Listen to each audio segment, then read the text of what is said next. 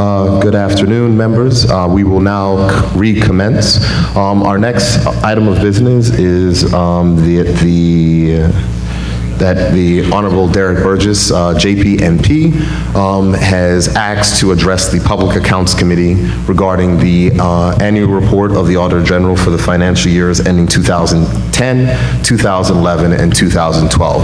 As members of the public may or may not be aware, that this report has been subject to a commission of inquiry as launched by the government, and pending the commission of inquiry, the Public Accounts Committee has taken the view that they will tend to other matters and let the commission of inquiry do their work in inquiring to this. However, MP Burgess has asked, he wrote to the Speaker, has asked to address the Public Accounts Committee on this particular issue, and the Public Accounts Committee, as requested by the Speaker, has acquiesced to this request. So MP Burgess is going to give his testimony, and we invite you to make an opening statement, MP Burgess. Thank you, Mr. Chairman.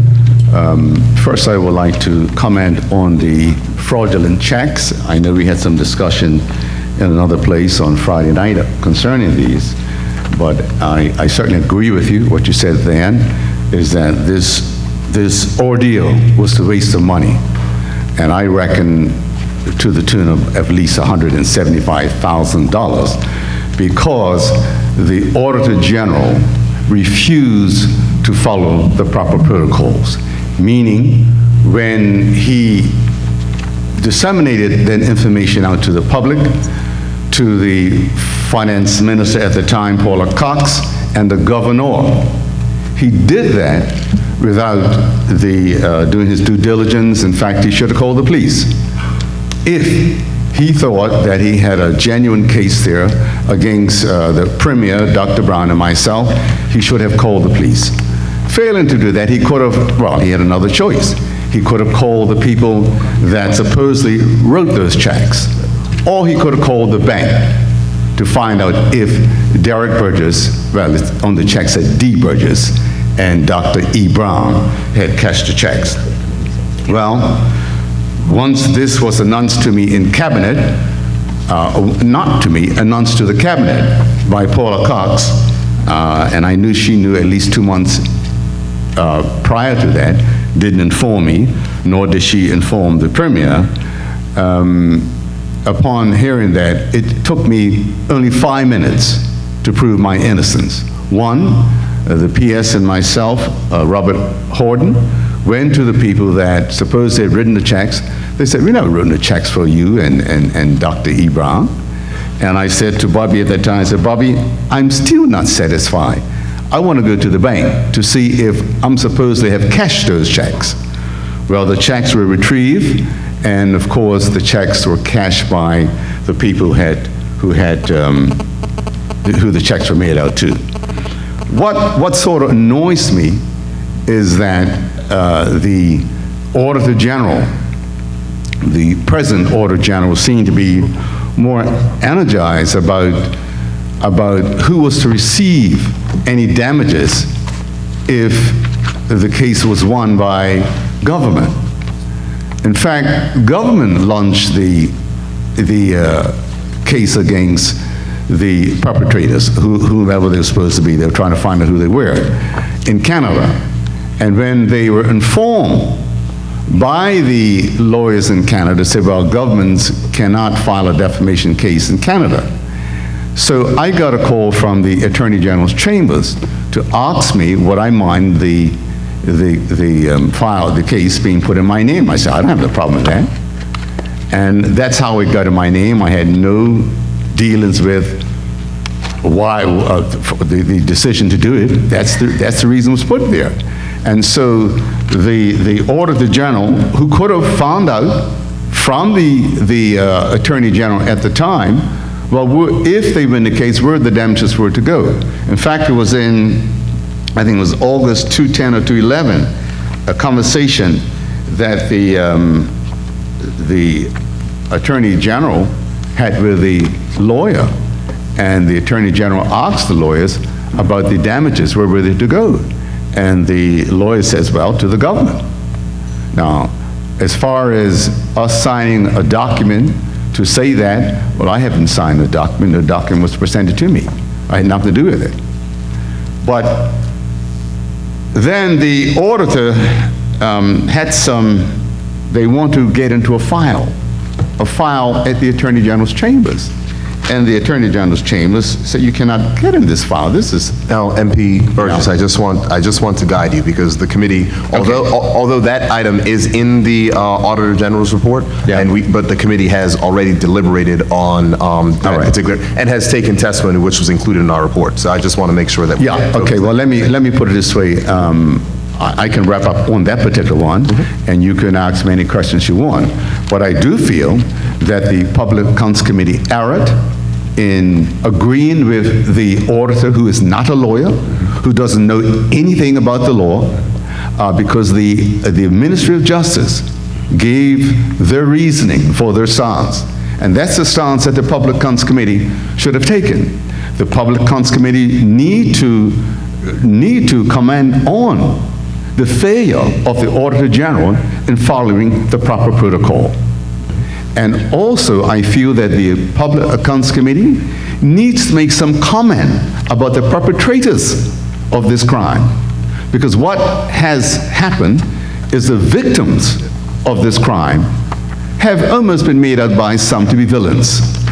And so I would ask for comments in your report from the Public Accounts Committee, and I'm willing to answer any questions that you may have on this checks issue. Okay. Anything. All right, thank you very much, MP Burgess. Now, we note your response to the Auditor General's report, which has a number of various items. Do you want to touch on any of those? Yeah. Before, well, Yeah, please well, feel free. if you want to ask questions, whichever's quicker for you. Are there any members who have any questions on the testimony that was just given by MP Derrick Burgess? Sure, you got any water? Just on this one point, or? Yes. Do you have? Yeah, just, Okay. just, MP Jackson? I'm sorry, just a clarification, because again, I get to use my freshman status, that this is all very new information for me. So, are you confirm then that the checks were never cashed then, or they were? The checks were cashed by the people whom the checks were made out to. But you said they were made out to D. Burgess and No, Dr. that was the Brown. fraudulent checks. Oh. Yeah, they So- took these copies of these checks, took the names of, let's say, company ABC and HRY, and put D. Burgess and Dr. E. Brown on these checks. Okay. That's what they done. So just to help, they took actual checks And- and like put white out and put a name on it and then put them in a file. Okay, but those checks were never cashed because they were fraudulent, right? Right, well, I never had any checks to cash. All right, and then my other second quick question is, were there any damages that were paid out as a result of the case, the legal case? No, we didn't. The government stopped paying, and we just couldn't afford to keep going with that case in Canada. You know, it's interesting. If whomever filed a case against a ministry, let's say the Ministry of Public Works, the writ does not come in the name of the government. It comes in the name of the minister. And this act by those criminals, they done that because we were ministers. And the government should have protected their ministers by paying for defense. Just like we would protect a policeman, just like we would protect a soldier in the army, they should protect their ministers. That's what's supposed to happen. And what I would like to make sure that the record is reflect that it was the unanimous view of the Public Accounts Committee that the government should make accommodations and any modifications to the financial instructions to ensure that any minister that in that case can enjoy the protection of the government. So that was part of our recommendation. Yes, I read Does anyone else have any further questions on this particular issue, or do we want to invite MP Burgess to touch on the other matters?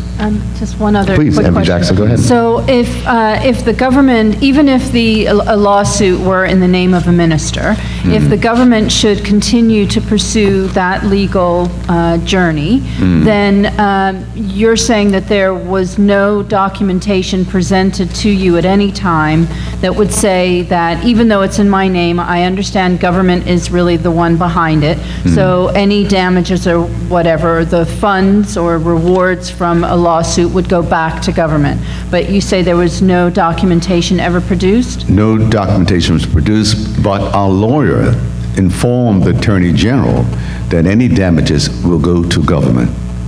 That was in a letter. In fact, he had that conversation in August 2011. So if documentation was signed, and government had continued with their pursuit, then government actually would have been able to probably win the case. Are you saying? I'm saying so, yes. Yes. Yeah. So you don't know why government stopped? Well, I think it went even higher than you and I would think. I think this comes from, this was an attempt to defame Dr. Brown and Derrick Burgess. For whatever reason, I do not know. That's my feeling. I mean, they give me all the reason to feel that way. Why would somebody do something like that? Why? All right, Any thank fur- you. Any further questions Just, on this item? Mr. Burgess, what year did this actually occur? In fact, I was informed about this in February 2009 in Cabinet. Okay. So as of it stands right now, 2016, fraud was committed against the highest office of the land. Yeah. And a minister, and there has been no settlement or person found to be yet caught for doing this. And so it's just hanging out there that we had, because the public believes in general that because it was said so many times in the Royal Gazette about Burgess and Dr. Brown. So today still has not been settled in people's mind who actually committed this. Well, you know, a senior and member of staff admitted placing those checks on file. I'm sorry. Can you come again? He admitted it. When was this? This is in your response? Well, yes, this is a letter that was sent to Major Dill on the 19th of May 2009 Okay. from Robert Horton. Okay. Because at that point, Robert Horton wanted to discipline, get rid of this person, and he wrote to Major Dill. And I'll read an excerpt from there. He says, a senior member of staff who has admitted placing in the ministry file on the 12th of December 2008. Is that person still working for the? Yes, indeed. So, again, sorry, because we don't have that information in front of us. No. Do you mind sharing that information with the committee? Well, Because I think it would be important that we share that information. I can certainly, I can make it available. I don't have a copy of the letter. I've got the letter here. Okay. I can certainly make a copy and you can have it. Oh, please. I think that'll be useful for the committee and for the public. Yeah. Because one of the things that the Public Accounts Committee, in their attempts, of which we're trying to do, is trying to be as transparent as possible. So if there's any documentation that you have, we don't mind sharing that with the public. Oh, you will have it. Okay, Let thank you. nobody fool you. Are there any further questions on this particular topic, or can we move on to the other items which were raised by MP Burgess in his response to the Auditor General's report? Well, the thing is, one thing that I do know, which the press and the government fails to acknowledge, the contract for the I'm talking about Dame Lois Brown building now. Okay, Dame Lois Brown building. So now we're on, just so I can make reference for the members of the committee which are present, when we're on the Dame Lois Brown Evans building, we are on, what page of your response, just so we can follow along? Well, it would be- Page 13. Is that the settlement of claims submitted by Carruthers Shaw? No. Okay, If you want, sorry. on my response would be on page 3. On page 3, okay, so we're on page 3 Yeah. of, okay, got you. Okay, so Yeah. this is on matters of special importance. in the report. Following is an excerpt from the qualification of the auditor's report. Got you. Yeah, the government of the day and the newspapers and the auditor combined, they just love to tell the people that it was many overruns in the Dame Lois Brown building. They failed to recognize that the contract for the Dame Lois Brown building was for $71.9 million for a base building. A base building is the construction of the structural building shell, foundations, slabs, perimeter walls, elevators, doors, windows, etc., and includes the electrical and mechanical infrastructure. It does not include the interior walls, furniture, the special cabinetry. It doesn't include all that. Carpet, tiles. That was an add-on. That was not a part of the contract. And with also the floors in the contract. In fact, I can recall that in that floor drawings, the steps went walk right into the ceiling. The other one is that when they were doing the interior steps for the fire escape, they were too narrow based on the Bermuda code. Well, it was back and forth with the architects in Canada that, no, we can't do this here. Anyhow, they said, no, you got to build it that way because you got to go by the architects engineering overseas. Even though they didn't have a license, and they cannot operate in Bermuda. Foreign architects cannot operate in Bermuda. They must get a local architect.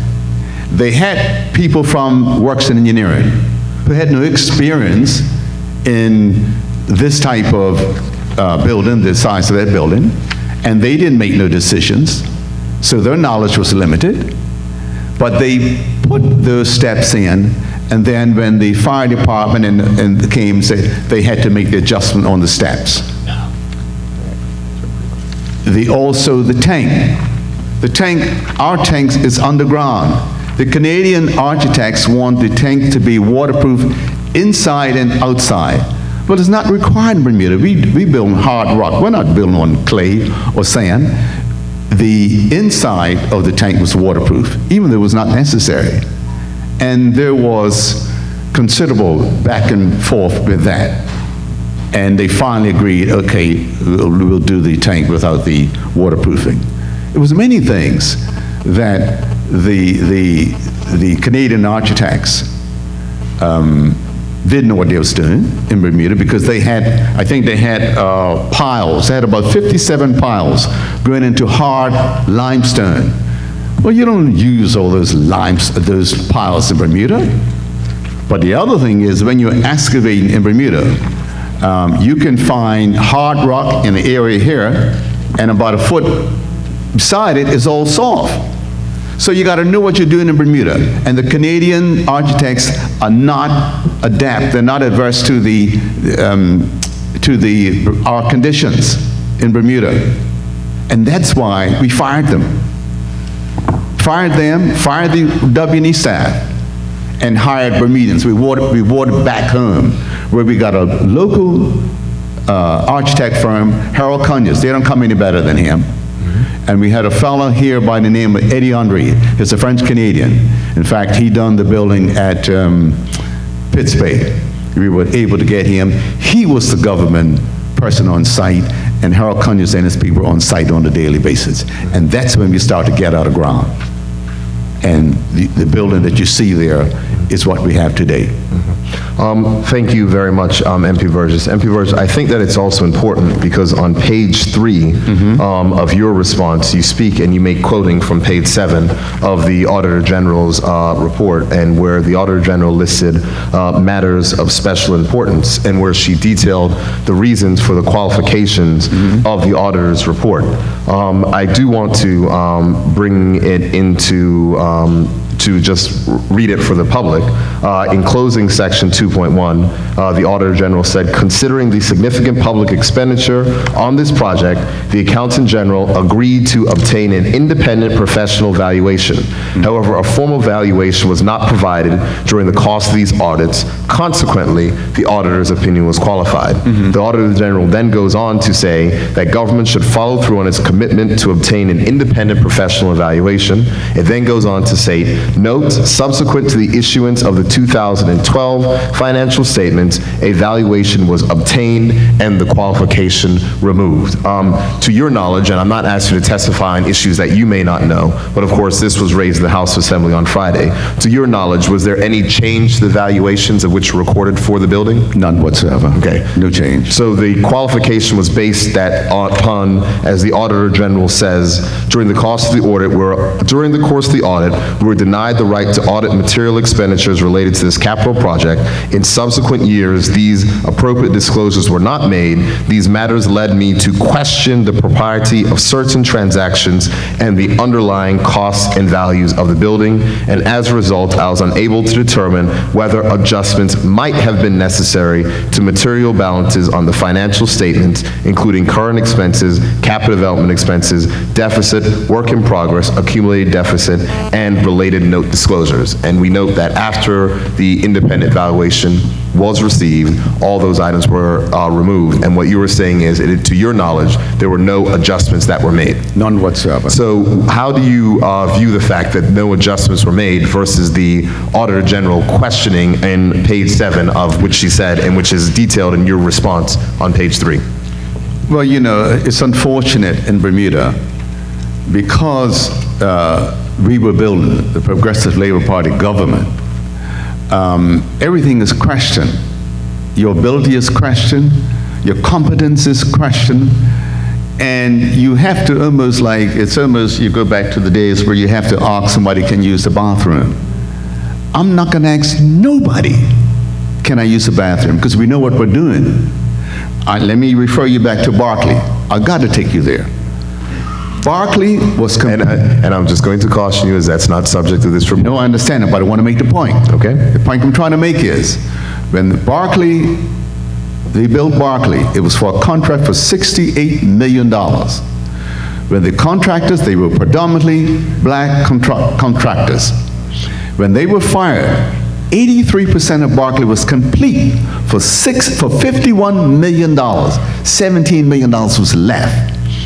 Every day, up until that point, it was a negative report in the newspaper. The contractors at Barclay could not even get credit. There was only one company gave them credit, it was SAL. And the construction cartel of Bermuda had a meeting. They were predominantly white, and they said, and one of my white friends told me, they are not going to do any subcontract work at Barclay.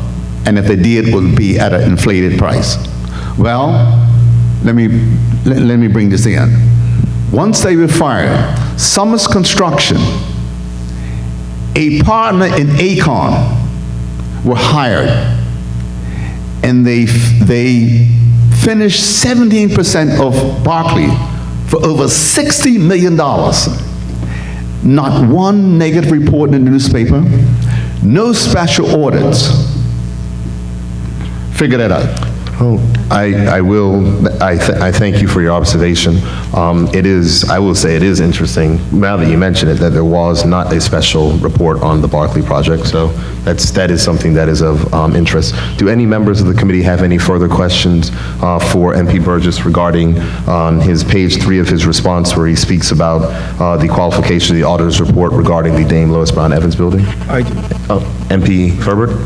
Mr. Burgess, in the report, it talks about payments being made to the contractor without invoices. Can you explain to us how does that work? And I think that's where the auditor had a problem. I'm auditor, being an auditor myself. Normally payments are made against an invoice. So they weren't able to determine an invoice to verify the capitalization or the asset at the time.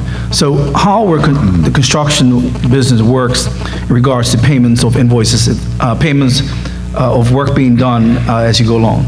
You know, Mr. Furbert, the auditor at that time, Larry Dennis, came into our office with his draft or special audit report, and he spoke to Robert Horton and myself, the PS, and we explained that to him, and he agreed. Every payment had to be verified. Every invoice had to be signed, and they were signed by the architect on site, Harold Conyers, not Derrick Burgess, by the architect and our representative, Eddie Henry, on site.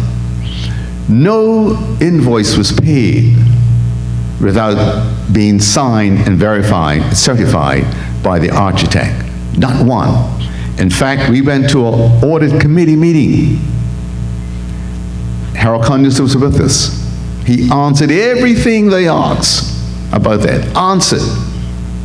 And he's very thorough and very good. And we came away from the meeting feeling very good. They'll make the corrections. They never made the corrections. Never made the corrections. And why? Why does people in positions of power, positions of responsibility, positions of persuasion, write stuff like this, lies? Why? And you wonder, it's a deeper picture. It's something else going on. I can't answer it. That's why I say, ask me anything. I don't lie. Just one question. You said that the initial cost for the building, the shell, I was thinking the word shell, was 72.9. 71.9 million. Now, do you recall what it actually came in?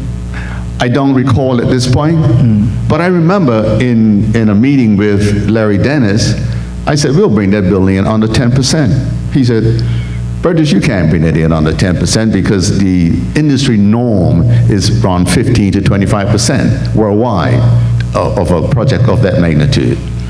And I'm sure we were below that. Oh, that building was well managed, I can tell you. Thank you, MP Furbert. MP Souza has a question. MP Souza? Thank you, Chair, and good afternoon, MP Burgess. Hello, cousin. Cousin, how you doing?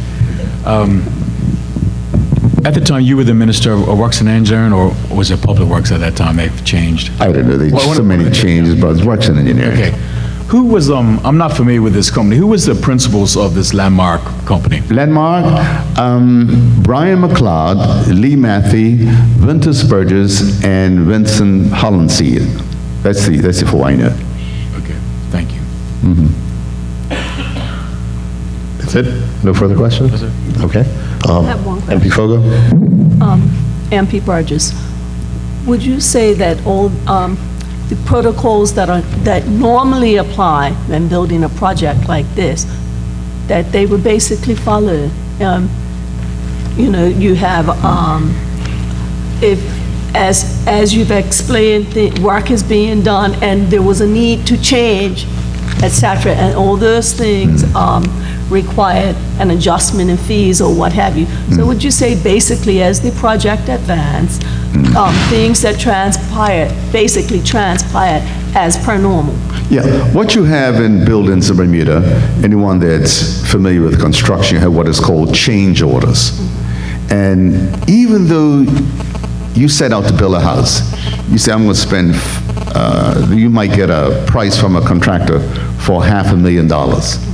But during the course of building that house, you might say, I might want to change this, I might want to, that requires a change order and increases the cost of the building. It's no different doing a government building, you know. And what they do in government contracts, they have I forget the term they use for it. It's just they see something costs $1 million. I think it's about 10 to 15% they put on top of that for these type of situations. I think you're referring to contingency. Yes, thank you, cousin. Yeah, that's what they do. Okay, thank you, Mr. Burgess. It's not a part of the contract, but it's extra. And it's normal. Yeah. Thank you. MP Jackson? Thank you.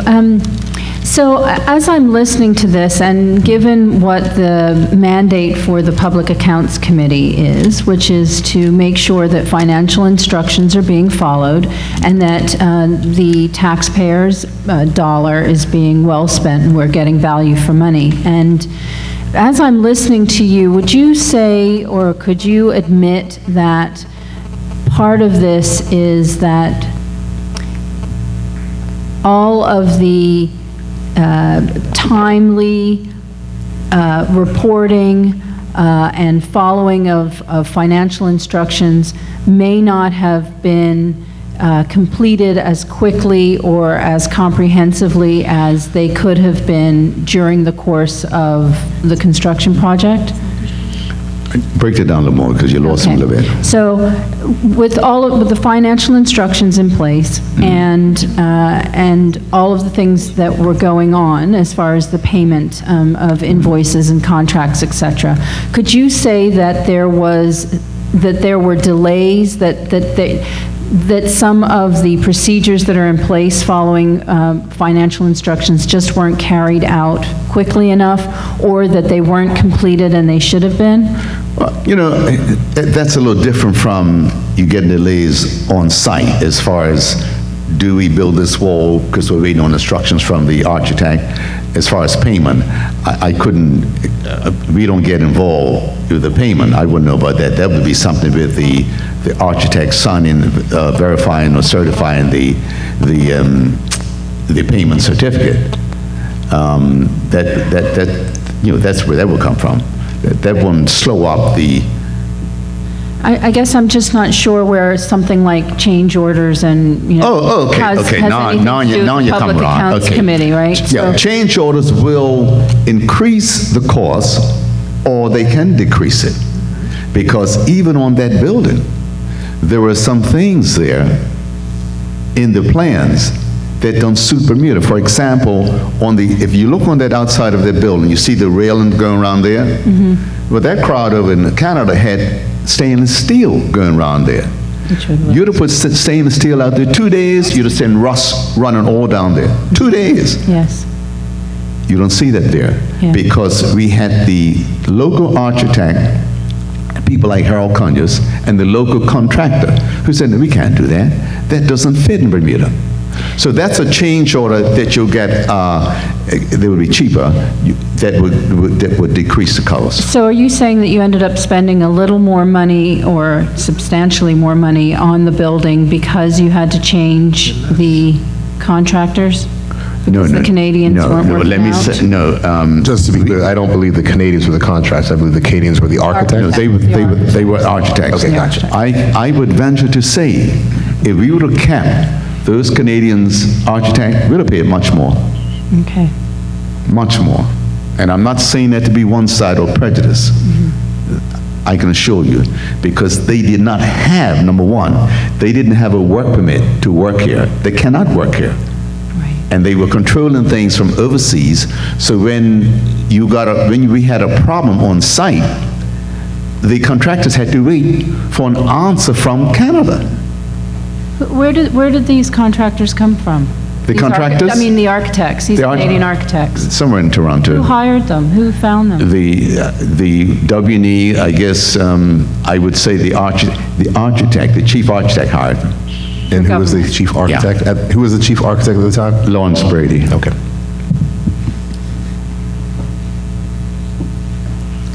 Is there any further questions? Is that the same gentleman that put the checks? That's the same fellow that put the checks on file.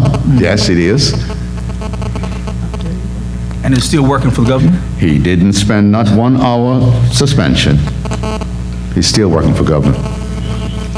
I'm sorry, MP Burgess, just to be clear, because before I said that the communication, but you never raised a name. Are you saying that the individual is Mr. Lawrence Brady and is still employed by the government who admitted placing items inside of government files? Yes, sir.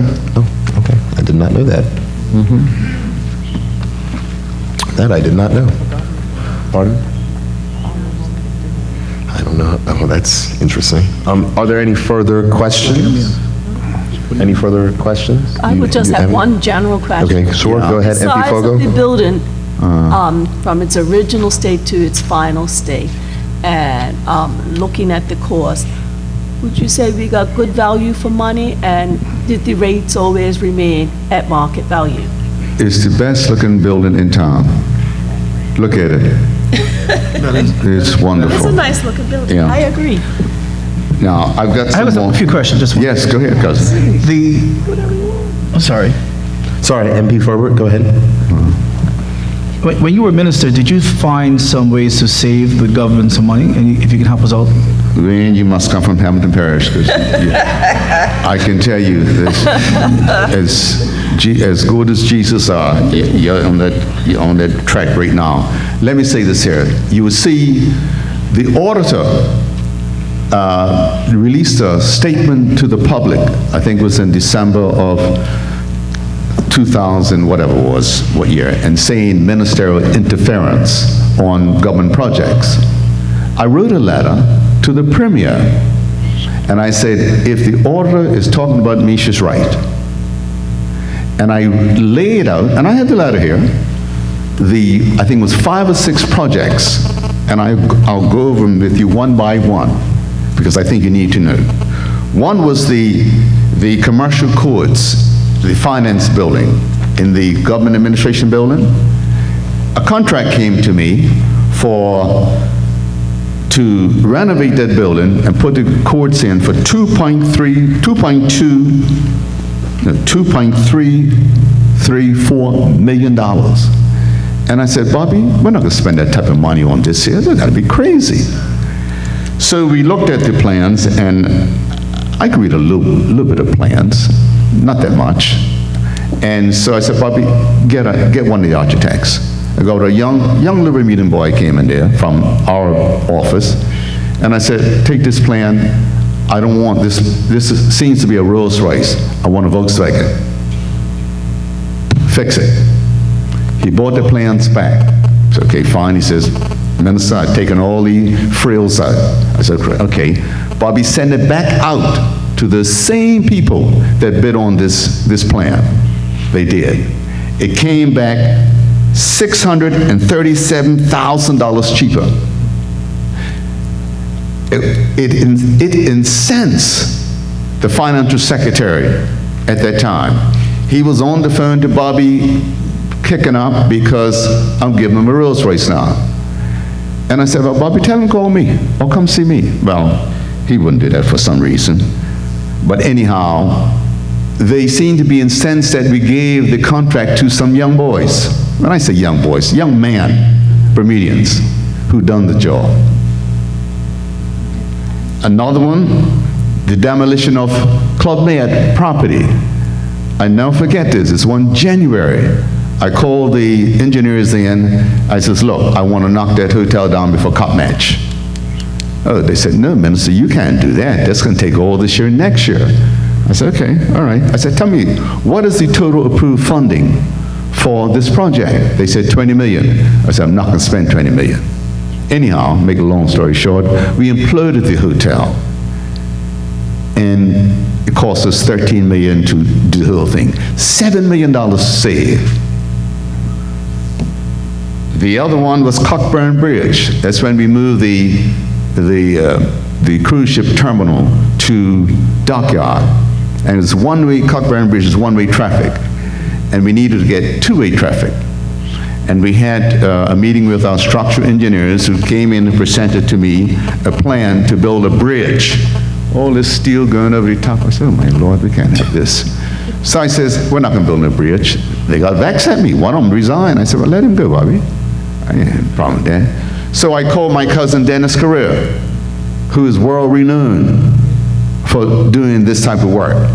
I said, Dennis, meet me up Dockyard or Cockburn Bridge.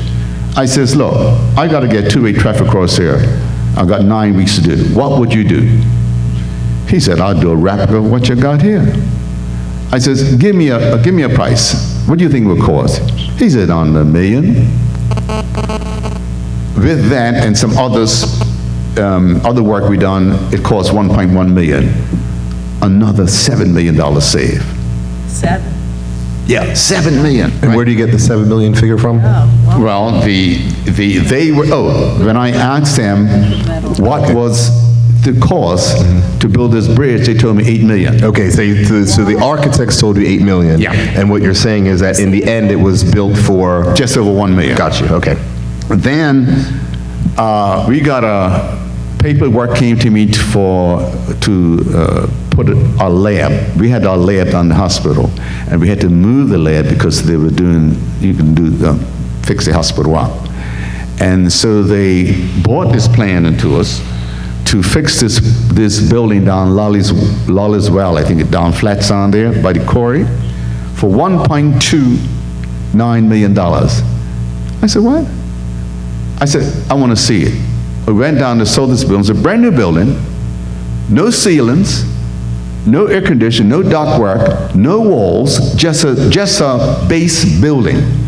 So the $1.29 million was to put the walls in, air conditioning, for a 3-year contract. Not only was we going to pay this, but we had to pay for rent. I said, I'm not spending that type of money in a non-government building. I'll find a government building. We went to BLDC, a building down there, got one of their buildings, turned it into a lab for $900,000. Another $300,000 saved. Veritas Place, I mentioned this in the Parliament on Friday night. That's where the policemen are, the hierarchy of the police. 3,000 square foot fit out. They brought the plans to me, and their estimate was, this is chief architect, that's responsible for it, $1.258 million for fit out for 3,000 square feet. I said, maybe the police must need some special walls. So I called the commissioner of police, my cousin, Mr. De Silva, and the minister at that time. I said, come here, I need to see you guys. I said, Commissioner, what you need for an office? You need anything special? He said, no, just a regular office, Burgess. I said, okay, leave with me. So I called the owner of the building, the Veritas Place. I said, I want to see your contractors on site. And then the same contractors that build Dame Lois, they're doing a police station, meet me on site. I gave them both the plans. I said, this is time sensitive, because I've got my policemen up in Prospect in asbestos building. I need a price in 5 days. One price came back, $287,000. One price was $310,000. $1 million extra. Where was that money to go? And we finally done it, because, you know, when you start something, different change it, completed for $310,000. So you're saying the chief architect recommended that it would be 1.258, but it was completed for 310? Yeah. Okay. Last one,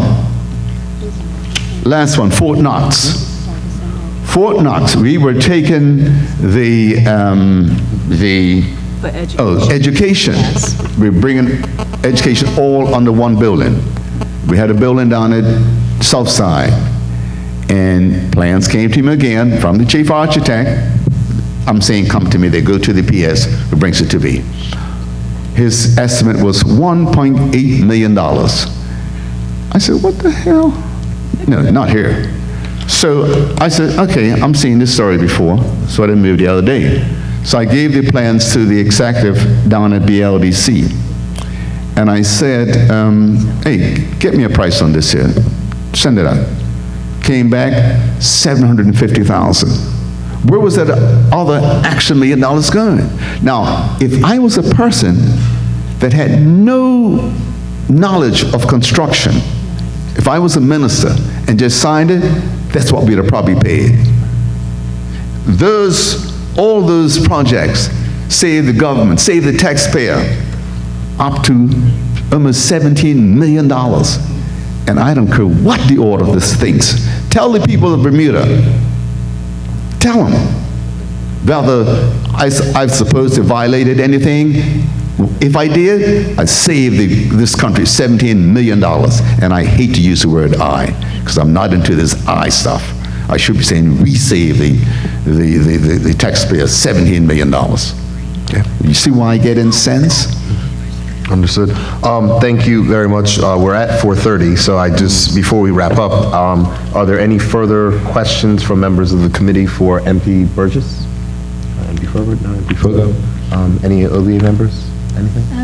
MP Jackson, go ahead. Yeah, so all the projects that you've listed then, this was the head architect, Brady?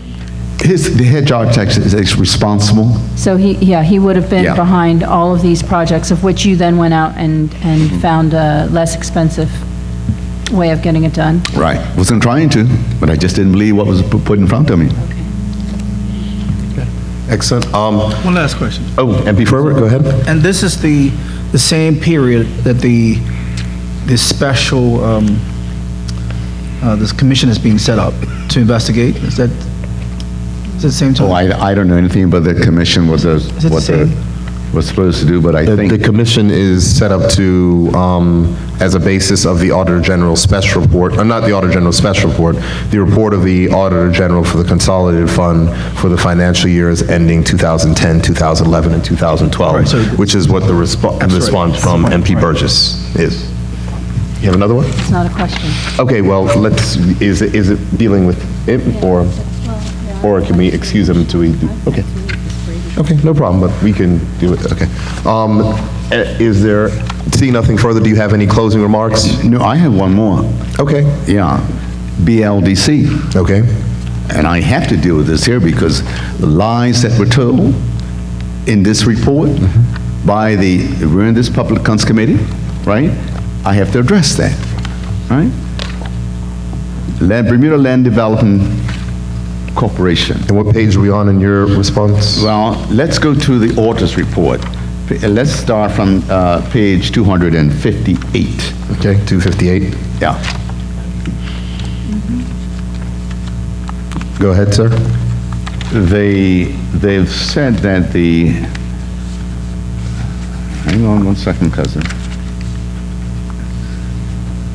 What they've said that the minister gave directives to the board without informing the other shareholder that were contrary to law. They were so anxious to do a damning report about me that they never even asked what the directives were. Let me say there's only really one or two directives that I can give that has to be laid before Parliament. That is, if I instructed the board to lease a property to anybody for over 21 years, that has to go to Parliament. And I have to consult with the shareholder who would be the finance minister. But the Minister of Works and Engineering, whom I was at that time, was the substantive minister. And let me tell you the type of directives I gave. First, they were down to giving themselves bonuses. I said, stop the bonuses. Our people's not even getting any increases, right? They were down there giving staff 10% discounts on the purchase of houses.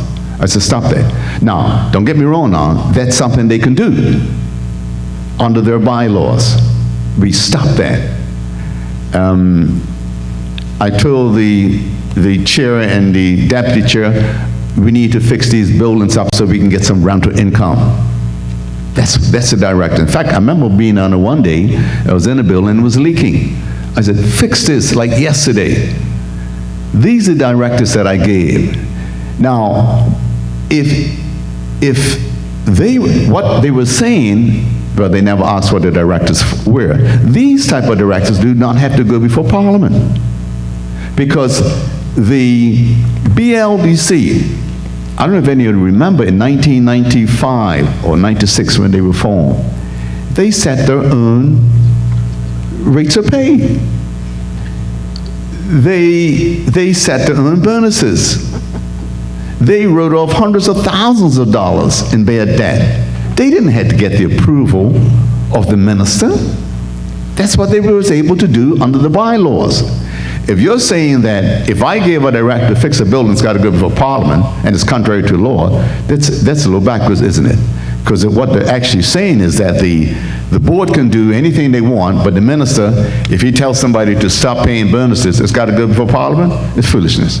The auditor and the Public Accounts Committee, none of them never even, and in fact, KPMG, they done a special report because reason why, because the deputy and the chair were being paid to do some investigative work that I asked them to do. In fact, when I was informed about it by the Premier wanted me to fire him. I said, no, Premier, you know better than that. I'm a union person, right? Before I fire anybody, I've got to find out all the facts. So I went to the chair and the deputy, and I said, look, the board has made a decision to pay you guys. You need to get a legal opinion on this here. And they did. They got an opinion from Derrick, Duncan. And unbeknown to me, the Premier got a special report by KPMG. And both of them said that the board were within their right to pay the chair and the deputy. Both KPMG said it and Trident Duncan. I'm glad the report's right here, right? And furthermore, they says, and you don't even have to inform the minister. That's in their bylaws. In fact, also in the Trident Duncan report, it says it's also covered under the 1981 Companies Act. In fact, it's not the first time that a chair has been paid, you know. In fact, first chairman was paid was Kit Asford when Leonard Gibbons was the Minister of Works and Engineering. And then Walter Lister was paid when they acted as chairs of those Quangos. So it's not the first time it's been done. But you know what amazes me is that the auditor done a report, and she failed to include the Trident Duncan report, who are reputable lawyers in this country, and KPMG report, who's worldwide. I don't know, the auditor must think, well, she thinks she's above the law. She's not. She has to abide by the law like you and I. These are in these reports. They done nothing wrong. And also in this report, it says, let me refer you to page 261. This was really incensed me. Number 7. It says, your committee took note of 4 other ministerial directors in the preceding year which were not in compliance with the Act, as reported by the Auditor General to senior management on the 21st of September 2010. These directors all related to the use of land and other property on which the Minister of Finance has never consulted by the Minister. Up until this day, I don't know what they're talking about. I haven't a clue what they're talking about. Any land that was divested from BLDC went to Parliament. 2 that I can remember, 9 Beaches and the airport, some land down the airport. I don't have a clue. And then, it's another one here. They said if you go on to page 264, number 8, it says, your committee heard evidence that the minister also used his power of influence to inappropriately give unfair advantage to a political colleague as it relates to the leasehold of a company property. I don't know what they're talking about. I don't think any political colleagues has a lease on any property down there. And then they go on to say the committee was also apprised of another incident of the minister's intervention. This one is true. Insisting that a carpentry shop have its rent reduced and unpaid rents written off. I'm so proud of that one. Because you know why? There were some young Bermudians down there. That's right. They troubled lives. And Hunt, I think his name, Elmo's by, was running, Junior, yes. right, was running this carpentry shop down there, taking these wayward kids, young folks, and training them. I discussed it in cabinet. And that's something I make no apologies for. None whatsoever. I'll do anything to save our young children.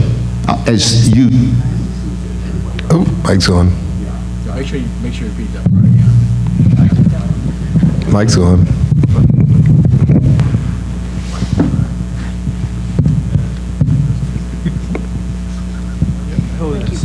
And it's good timing because we're wrapping up. yeah, I make no apologies for that, right? So what I'm asking this commission, they need to correct this here. Because I don't know them for, I don't know of any political colleague got a lease there. But, you know, the sad part about this is I went before that committee. They never asked me about this. Never. Yet they can write this foolishness about me. I tell you, if I was living another time, it'd have been a different story. You know? Because you don't do that about nobody. I don't care what political persuasion they come from. You don't do this foolishness to people. Understood. Well, thank you, MP Burgess. The one thing that I will state, and I'm not going to cast any aspersions on the work of previous public accounts committees, it stands for the record as it is.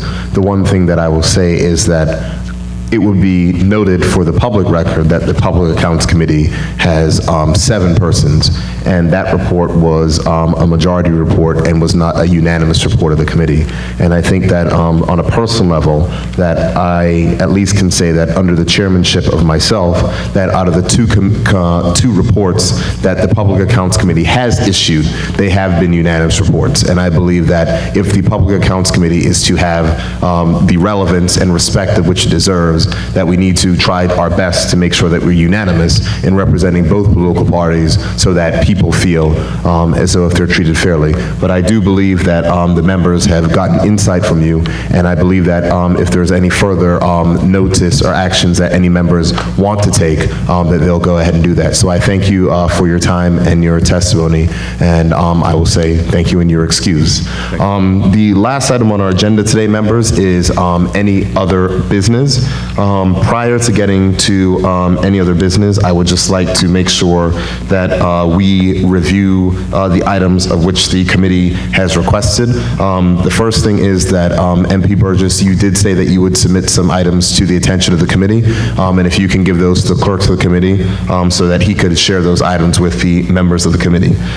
Additionally, at our previous witness, we had a vote for the summons for the definition and interpretation Schedule A of the Airport Development Agreement to be viewed in private session. Is there any objection from the committee from that meeting taking place next week, Thursday? Okay, seeing no objection, we'll do that next week, Thursday. In addition, there was a request for written permission from the Accountant General, written permission from the Financial Secretary, from the Accountant General subsequent to his appearance in November, where he gave approval for the Airport Development Agreement. So we'll request those as well for our meeting. Document. Just the document, the written approval, because financial instructions state it has to be written. And the third thing that the Financial Secretary said he would not have any issue sharing would be the notes which were to be addressed, which have been agreed between the government and the United Kingdom. So we'll ask the Financial Secretary to also provide that when he comes to our meeting next week. I do believe that those are all the particular items, and I'll open up the floor for any other business. MP Jackson? Yes, I would like to table a motion to invite the chief architect, Lawrence Brady, to come in and have a chat with us about some of the projects that he worked in as relate to the consolidated fund. Okay. Is there a second to that motion? Second. Second from MP Leah Scott and MP Wayne Ferbert. Is there any objection to that motion? Seeing no objection, the clerk will decide for that motion to be issued. Is there any objection to us doing that at our meeting next week?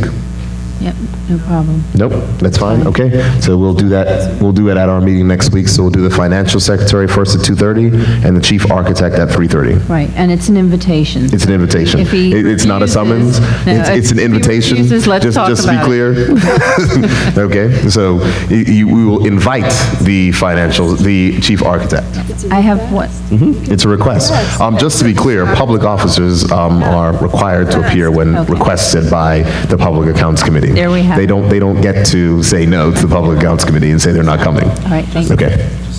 MP Ferbert? Yeah. Have we received any information from the speaker in regards to the information that is not being released to us? What I can say is that there have been various legal motions which have been going back and forth. The committee has received a draft advice. That advice has not been finalized. The lawyer for the committee, who is Trott & Duncan, is waiting for additional input from the speaker and his counsel before finalizing that said advice. So I would hope that that advice will be finalized by our next meeting, and I'll be able to share it with the committee and members of the public.